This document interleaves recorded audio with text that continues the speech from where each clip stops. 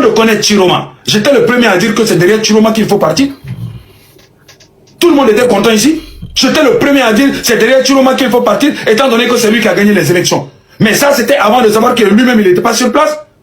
Tu n'es pas sur place, tu vas envoyer l'enfant de qui aller se battre. Tu n'es pas sur place, tu veux que qui se sacrifie pour toi. Alors que c'est toi qui... Mon frère Yala, je pense que ton analyse, c'est une analyse prématurée. Tu sais pourquoi ça me fait rire? Parce que je sais exactement ce qui se passe. Je sais que les zombies là t'ont déjà entouré. Hein? Les zombies là t'ont déjà entouré.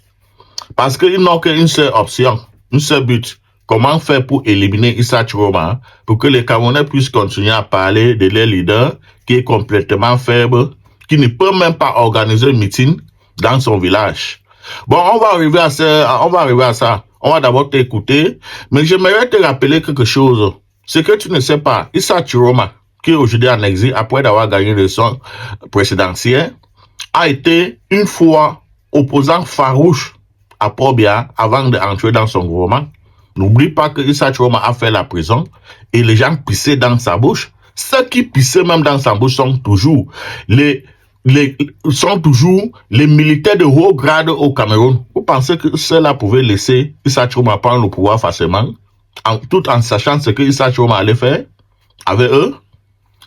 Et surtout que c'est eux qui dirigent le pays et ce n'est plus bien. Donc il faut comprendre que le contexte camerounais est très très complexé et Issa Chiroma a fait la meilleure décision de se rendre en exil avant de continuer son combat et revendiquer sa victoire. On va d'abord t'écouter et après, je veux maintenant te répondre réellement. Écoutons Yala. Sacrifié pour de son projet. Il doit être celui qui montre l'exemple pour le projet. C'est ça que j'essaie de vous faire comprendre. Vous, quand les gens parlent, vous croyez que les gens sont des ennemis. Est-ce qu'on a le temps d'être ennemis? Que vous soyez opposant ou pas, ça change quelque chose? Votre politique change quelque chose? Rien. Le fait d'être opposant, est-ce que ça change le Cameroun? Rien. Aujourd'hui, on a besoin d'une révolution. On n'est pas dans la politique, on est dans une révolution. Et dans une révolution, il doit y avoir un leader. Un leader et d'autres leaders qui l'entourent. Tout simplement. Et le leader là, c'est lui qu'on veut. On cherche. Certains disent Kamto, d'autres disent Chiroma, d'autres disent Cabral. Voilà pourquoi on essaye de savoir qui il faut suivre et qui, dont on est sûr que quand ça va changer. Bon. Mon frère Yala, je vais te répondre. J'ai décidé d'écrire ça en français, comme ça serait plus facile pour moi de te répondre sans aucune erreur, parce que c'est important de te répondre. Hein? Pour que tu saches désormais les qui t'ont entouré et le but. Hein? Pourquoi ils t'ont contacté depuis que tu avais annoncé dans ton live que ton numéro est ouvert. Les gars t'ont contacté et je connais la personne, c'est celui-là qui passe son temps à vendre les combattants. C'est celui qui a déjà mangé l'argent sur ma tête. Et il s'est dit combattant. Bon, je vais te répondre maintenant. Déjà, il commence par te dire, je ne partage pas du tout ton analyse. Pour comprendre le choix, je lis ça pour toi, pour comprendre le choix, il faut d'abord le choix de Issa Chiroma. De se rendre en exil. Il faut d'abord regarder la réalité en face. Au moment de son départ, les appels à son arrestation s'est multiplié. Son entourage craignait pour sa sécurité. Dans un tel contexte, il avait deux options. Rester sur place avec le risque d'être emprisonné, réduit au silence, comme Maurice Kamto. Je rappelle que Maurice Kamto était allé en prison en 2018, après d'avoir menti qu'il avait gagné l'élection, parce que lui-même il est revenu en 2026 et déclaré lui-même qu'il n'avait pas gagné les élections. Donc il avait menti en 2018. Mais nous on croyait à ça. On se battait pour lui, il allait en prison. Si ce n'était pas un activiste qui se nomme Calibro, qui avait affronté le président français face à face pour exiger la libération de Maurice Kamto au Cameroun, d'où Macron lui-même avait dit, je vais parler avec Biya de libérer Maurice Kamto, sinon il ne viendra plus en France. Et après, Maurice Kamto a été libéré après 9 mois. Mais pendant que Maurice Kamto était en prison, on ne parlait plus de lui. On ne parlait plus de lui. Je te rappelle que Issa Chiroma a travaillé dans ce roman pendant près de 26 ans. Hein? Donc il connaît exactement ce qui se passe là-bas. Il connaît exactement ce qu'il faut faire. Il n'est pas allé en exil par hasard. Depuis, non, je veux pas même, je veux seulement lire ce qui est ici là. Parce que tout ça est dans ma tête, mais j'ai envie de lire ici là. Dans un tel contexte, ils avaient deux options. Rester en place avec le risque d'être emprisonné, réduit au silence, ou pire encore, ou quitter temporairement le pays afin de poursuivre le combat sur une autre forme. À mes yeux, il a choisi l'option qui lui donnait le plus de chances de continuer sa lutte. Car un homme mort ne mène plus aucun combat. Un homme mort ne mène plus aucun combat. Dans le contexte camerounais, un homme mort est mort. Anicet est cané. Toute sa vie, pendant 40 d'années, un opposant farouche, un combattant dans l'âme, a été assassiné pendant cette élection. Même dans sa maison, même, les gens ne pouvaient même pas parler. N'en parlons même pas de son quartier. Donc, a été assassiné. Même son corps a été conservé par le régime. Où était passée sa base? Le contexte camerounais est très, très complexé. Issa Chiroma a fait le meilleur choix. Continuons. Quand un homme est mort, il ne mène plus aucun combat.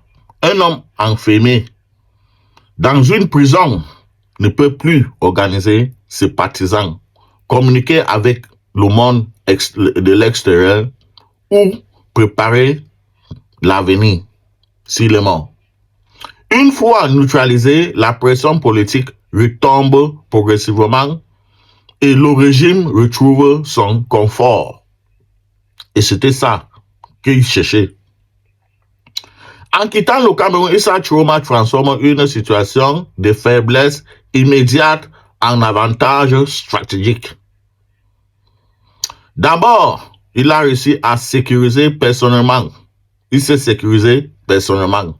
Ensuite, il a obtenu une plateforme internationale depuis laquelle il peut continuer à s'adresser à ses partisans et à la diaspora et à l'opinion publique internationale. Chez Yala, l'exil de Issa Chiroma ne l'a pas fait disparaître. Ça a plutôt déstabilisé le régime depuis que Issa Chiroma s'est rendu en exil. Il y a les négociations chaque jour, mais Issa Chiroma refuse. Il a été proposé le poste de premier ministre. Il a refusé. L'ambassadeur de Genève, il a refusé. Vice-président maintenant est en négociation et il continue à refuser. Juste parce que il s'est rendu en exil, ça a déstabilisé le gouvernement de Biya. Depuis que Biya a prêté serment, pourquoi il n'a pas de remaniement ministériel? Pourquoi il n'a pas? C'est parce que Issa Chiroma continue à mettre la pression et le système est bloqué partout.